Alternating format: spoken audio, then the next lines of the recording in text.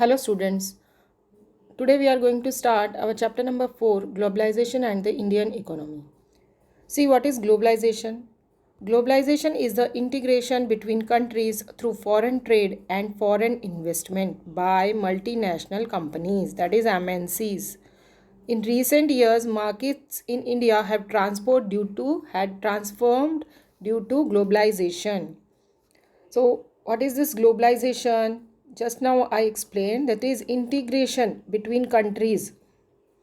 एक कंट्री दूसरे कंट्री से इंटरलिंक्ड है and how these are interlinked due to the foreign trade and foreign investment by the multinational corporations. So,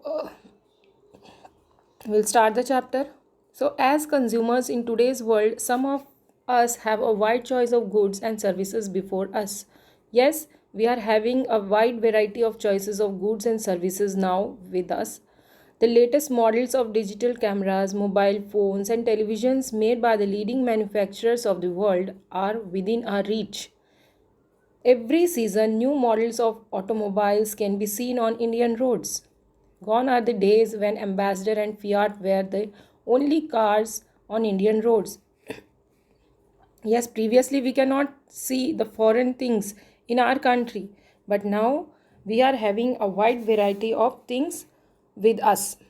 Today, Indians can buy car produced by nearly all the top companies in the world. A similar explosion of brands can be seen for many other goods, from shirts to televisions to processed fruit juice. So, this is not only related to the automobiles or the cars or the other things, but it is related to the shirts, whatever the clothing we are having now, the branded clothes we can have, and processed fruit juice खाने की भी अलग अलग चीज़ें हमें जो MNC से मिलती हैं, लाइक पिज़्ज़ा है. These are all the multinational companies are providing us and interlinked between the different countries, those who are located far away. Such wide-ranging choice of goods in our markets is a recent phenomena. So you wouldn't have found such wide variety of goods in Indian markets even 2 decades back.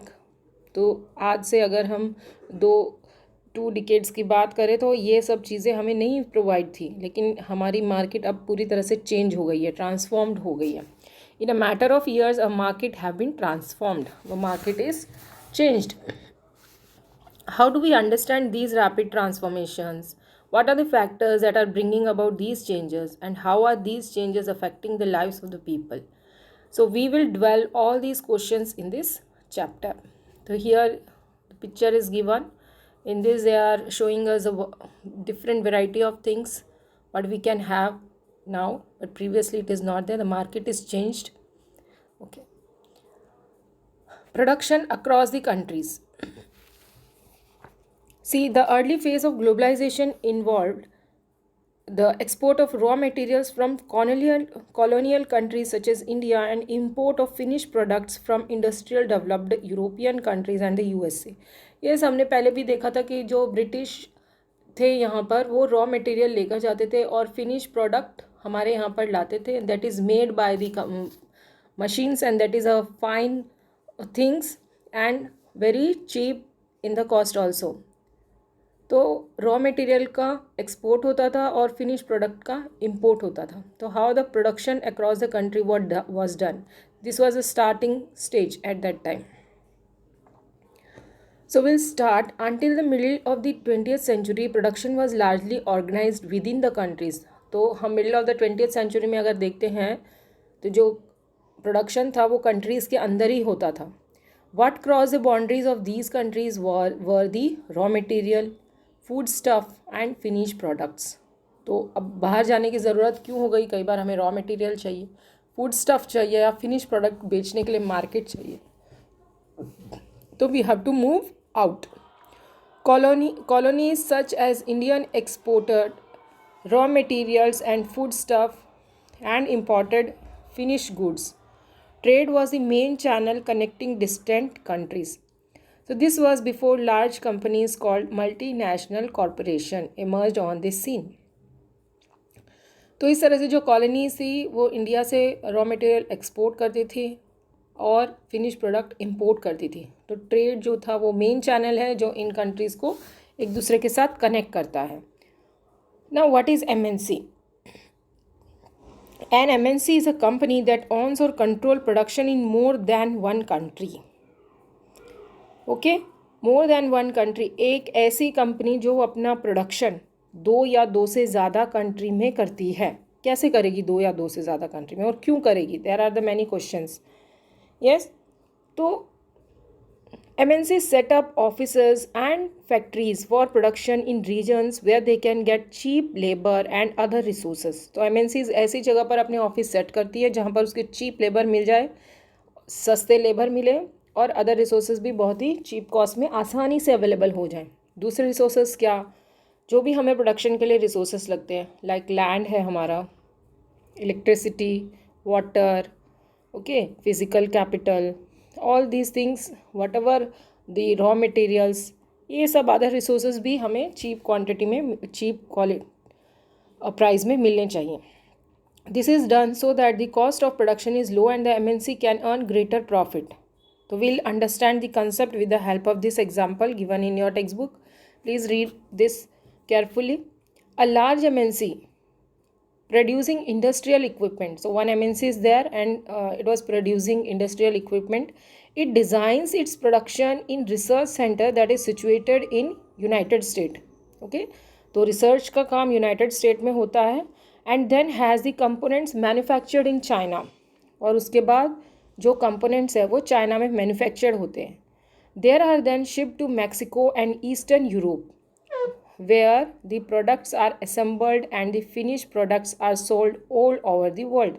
और उसके बाद जो components बन रहे हैं उनको shift किया जाता है, भेजा जाता है कहाँ? मैक्सिको और ईस्टर्न यूरोप में, जहाँ पर प्रोडक्ट्स को असेंबल करते हैं और फिनिश प्रोडक्ट मार्केट में बेचा जाता है। और जो कस्टमर केयर है वो सारी जगह पर इंडिया से कैरिड आउट किया जाता है। So you can see the picture, this is a call centre in Bengaluru equipped with telecom facilities and access to the internet to provide information and support to customers that are at abroad. So here the MNC is doing its research work in one country, manufacturing in the other country, then shipped for the assembling in the other country, Mexico. In this way the production was done. So in this example, the MNC is not only selling its finished products globally, but more important, the goods and service are produced globally. So here not only this company is selling the finished products to other countries, but it is manufacturing also. As a result, production is organized in increasingly complex way. Complex way क्यों? Because कहीं पर research department में work हो रहा है, कहीं पर manufacture हो रहा है, कहीं पर असेंबल हो रहा है, कॉल सेंटर कहीं पर है, तो this is a complex way. The production process is divided into small parts and spread out across the globe. So in the above example, China provides the advantage of being a cheap manufacturing production. Mexico and Eastern Europe are useful in their closeness to the markets in the US and Europe. India has highly skilled engineers who can understand the technical aspect of production. It also has educated English speaking youth who can provide customer care service. So this is why there are many call centers in India. Why? Because we are having the educated, those who are speaking a nice English and who can provide customer care services also. And all this probably can mean 50 to 60% cost savings for the MNC, and MNCs are for making their profits. The advantage of spreading out production across the borders to the multinational can be truly immense. So it is beneficial to the MNC also and to the country where the MNCs are set up. So these MNCs, they are having some advantage of spreading out. By spreading out this production across different countries, these MNCs get the best quality resource at cheap prices. And this increase their profit, the MNC's profit. By spreading the production, the MNC generate employment opportunities in underdeveloped countries also. So MNCs is also a developing part for the country where these MNCs are set up. So we can say that MNCs are good for us. Okay, thank you.